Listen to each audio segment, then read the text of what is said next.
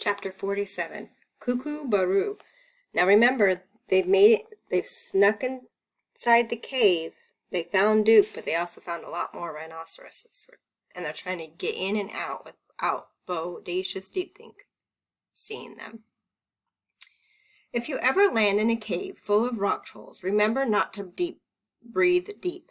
The air trapped in that cave hasn't been around any roses. So what does that mean? It means it smells. The other reason you dare not breathe is that rock trolls might hear you. In a cave, everything echoes. Rock trolls have the ears the size of lumpy baseball mitts, so huge ears. Luckily, the cave we were sinking into was so full of sounds, ringing pickaxes, shouting rock trolls, snorting rhinos, chirping cave crickets, that the thumps we made upon landing were hardly noticed at all. "You hear something?" grumbled a rock troll pushing a wheelbarrow. "Moonbeams," scoffed his partner without even stopping. The old lady waved us behind a stalagmite and whispered, "We'll wait here until dawn." It wasn't a night I'll ever forget soon enough. There was no mistaking rock trolls for anything else I'd ever heard of, not even river trolls. If you have any boulders in your family, you'll know what I'm talking about. Rock trolls before us were bald and bumpy, and they had very little bend to them. Heavy as their feet were, they shuffled everywhere, so they didn't pick up their feet and walk. They shuffled. The liveliest thing about them was their eyes, which sparkled like split diamonds in the lantern light. The cavern floor shook with their digging. They yelled out about everything, and then they had to shout louder to be heard above their own echoes. Smashing rocks made them laugh. Fighting with each other made them happy. Lighting fuses made them try to dance, which usually led to a fall. They hauled rock until they broke for supper, or whatever you call meal taken in the middle of the night. When they ate, their slurping echoed like breakers on an ocean beach. Back at work, they started burping. There were fumes. At last morning, our end of the cave began to lighten to a mousy gray, thanks to the hole the farmer in Farmer Bay's Bailey pasture. The trolls noticed the change almost at once and dropped everything but their grumbling. The bunch closest to us carried on like this: "We'll never reach the moon at this rate. Somebody ought to go up there and smash that sun. You ignoramus, we don't have any ladders that high. Couldn't we build one?" "When? On our day off?" Which started a whole new round of bickering, for they never got a day off. Not even holidays or birthdays. Slowly they drifted off to holes and crevices for a long day's sleep. 2 or 3 trolls stumbled around the covering up lanterns with burlap bags that said Big Rock Feed and Seed. The shooting stars winked out one by one until the only light in the cave was the pale glow from the hole in Farmer Bailey's pasture. "We'll wait here until they're fast asleep," the old lady whispered. Before I could ask how long that would take, a voice filled the cavern with a lullaby that was soft and sweet as a chorus of nightingales. So that means it sounded really nice. Peeking around my stalagmite, I saw Bodacious Deep Think singing with her arms outstretched, eyes closed, bat earrings fluttering about her head. "The moon is down below us, singing to us all. Cuckoo baroo, cuckoo baroo." That's why the name of the chapter's that. Just close your eyes and listen. You're sure to hear its call. Cuckoo baroo, cuckoo baroo. You'll find yourself smiling. You're going to take a fall. Cuckoo baroo, cuckoo baroo. The day we finally reach it, we're going to have a ball. Cuckoo baroo, baroo, baroo. Wachoo, cuckoo, cuckoo, cuckoo.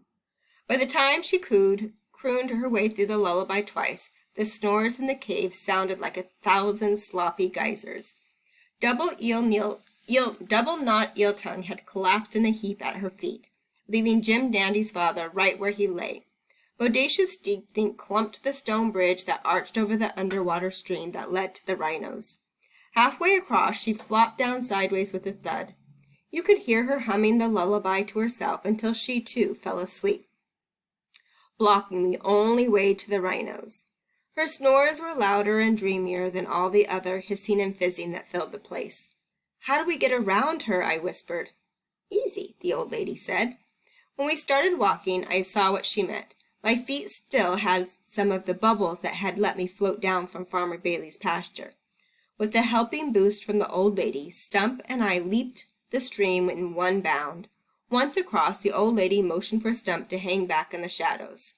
You might spook 'em. Then she and I stepped up to the corral rock fence, which came down to my chin. From up close, the rhinos that I could see weren't plump, and their wrinkly skins looked ready to slip off. Remnants of clothes clung to their pointy ears, bony legs, and knobby ankles. They wore socks without heels, flattened caps, and tattered pant legs and short shirt sleeves, though never a whole pants or shirt. Wait a second, she said they're skin and bones. They're not, but I thought they ate a lot. One rhino wore a black eye patch that looked left over from Halloween, and 2 girl rhinos had dabs of fingernail polish on their hooves, lime green and ketchup red. Bodacious Deep Think's lullaby hadn't soothed the herd at all. They stood paired off, butting heads, going horn to horn, with much pushing, grunting, and name-calling, all done in hushed whispers so not to wake the great rock troll. What we heard was pretty standard for bully stuff. I'm bigger than a peach pit. 1 step closer and I'll peach pit you. 1 step? I didn't know you could count that high. Try me and see. Some rhinos were claiming to be geniuses or related to royalty or in possession of a secret map that showed the way out of the cave. In fact, several bragged up secret maps. The way they were all jostling and pushing and milling about made it impossible to pick Duke out of the crowd. So finally I gave up looking and called out in a hushed voice, "Duke!" Nobody paid attention. "Duke!" I called again. Finally, the oldest-looking rhino in the herd hobbled over, snuffling all the way. His wrinkly gray skin hung on him like draperies. His horn was chipped, and the hair on his ears stuck out like thorn bushes. Squashed atop his head was a shapeless hat that had aged worse than him, if that was possible. Since rhinos have such poor eyesight, he had to stick his face and horn and all over the fence to see us. After several deep sniffs and a lot of blinking, he shook his head from side to side as if he couldn't believe what he was seeing, and he said, "Is that you, Nettie?" Remember, Nettie is Claire's great aunt. So this is somebody who knew her great aunt. And remember who we were supposed to look for? Uncle Floyd? So I wonder. Oh, I guess so. Look at the next chapter. Chapter 48, Floyd Titus Bridgewater. How could a rhinoceros trapped in a cave mistake me for my great-great-great-grandmother? The answer came from the old lady, who advised me, "Ask if he's Floyd." I didn't need to ask, though. The rhino heard her and said, "Floyd Titus Bridgewater, at your service, ladies, at your service."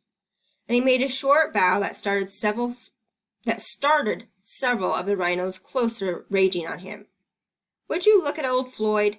Thinks he's being a gentleman. The old fool." The old lady nudged me forward. "Tell him who you are."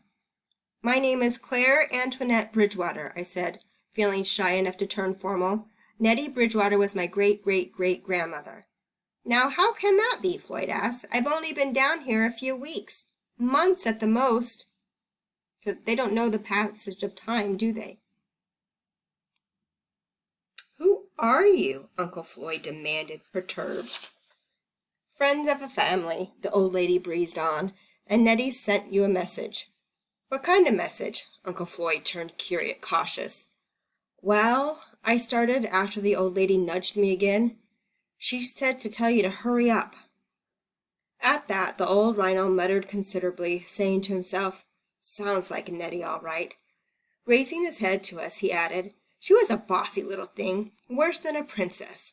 Well, if you're her great-great-great-granddaughter, I guess that means my full brother went ahead and got hitched to her. Serves him right, I'd say. He carried on that way until he got around to saying gruffly, 'I guess that makes me your uncle.'" "Don't worry," I declared, standing up to him. "I won't tell anyone." "Likewise," he grumped. But I could tell I'd won him over just a bit by showing some backbone. Dealing with Duke had taught me a thing or two after all, at least when it came to bullies. Remembering how Grandpa B liked nothing better than being questioned about bygone days, I asked, "But how have you lasted so long down here?" "Sentimental reasons," he confided. "I'm the first bully Bodacious Deepthink ever caught, so she likes to keep me around. But enough about me. What in the world are you two doing down here? It's not a proper place for ladies." "I need to talk to my cousin Duke," I said. "Which one's that?"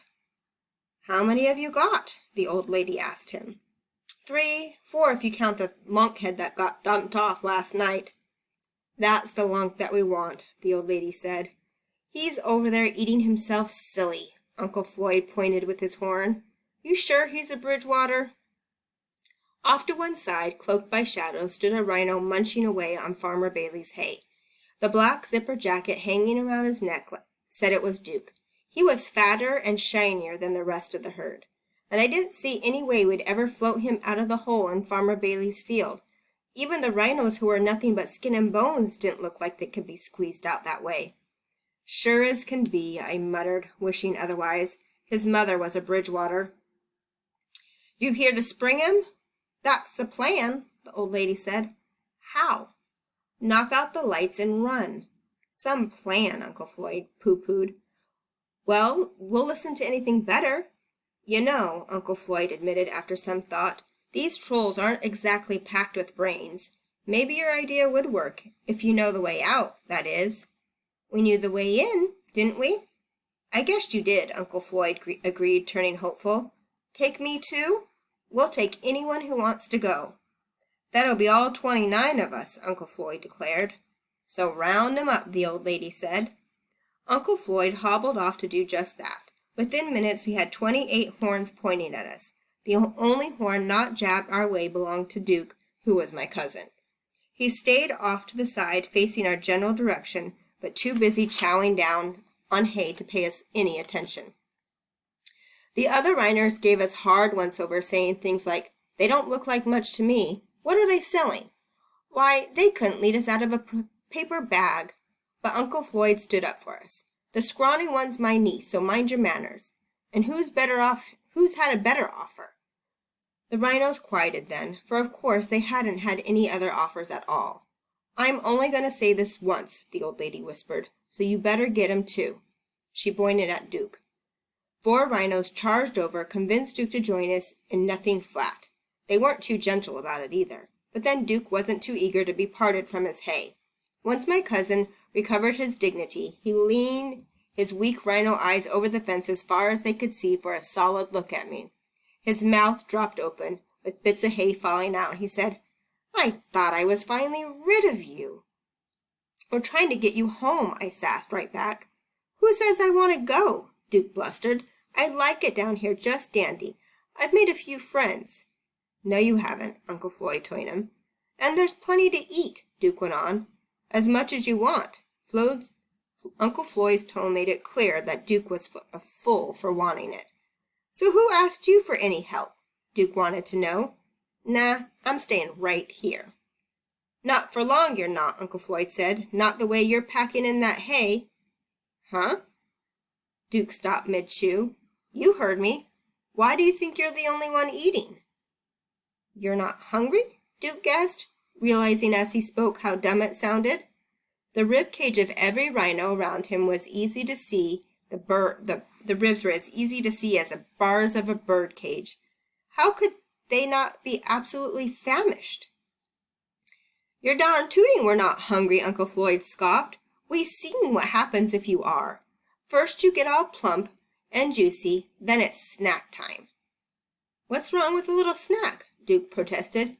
"Nothing, unless you're the snack." "Now wait a minute," Duke said, gagging. "You guys told me to eat." Suddenly all the other rhinos lowered their heads, unable to look at Duke. Now you know exactly how many friends all of us have down here," Uncle Floyd told them. There was a whole lot of head hanging and hoof shuffling as we pictured the great rock troll tying on her bib and getting out her best china. Sniffles broke out here and there. The old lady shook them out of their tailspin by saying, "Fortunately for you, everyone's entitled to a second chance. It's one of the basic laws of the universe." Oh, I ran out of